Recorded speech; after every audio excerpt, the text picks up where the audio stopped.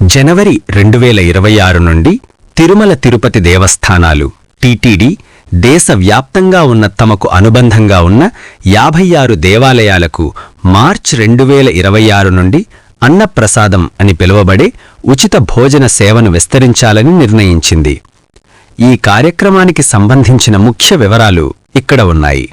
సేవా వివరాలు: టీటీడీ భక్తులకు రోజుకు 2 సార్లు ఉచిత భోజనం అంటే అన్నప్రసాదం అందిస్తోంది. లక్ష్యం: ఈ కార్యక్రమం టీటీడీ పరిధిలోని 56 దేవాలయాలను కవర్ చేస్తోంది. ఉద్దేశ్యం: తిరుమలలో అందించే సేవ మాదిరిగానే టీటీడీ పరిపాలనలో ఉన్న అన్ని దేవాలయాలలో నాణ్యమైన, పరిశుభ్రమైన మరియు రుచికరమైన భోజనాన్ని అందించాలని ముఖ్యమంత్రి నారా చంద్రబాబు నాయుడు ఆదేశాల మేరకు ఈ విస్తరణ జరుగుతోంది.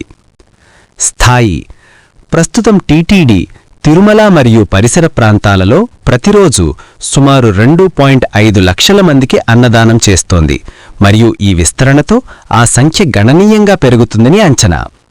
నిధులు: ఈ కార్యక్రమం శ్రీ వెంకటేశ్వర అన్నప్రసాదం ట్రస్ట్కు వచ్చే విరాళాల ద్వారా కొనసాగుతోంది.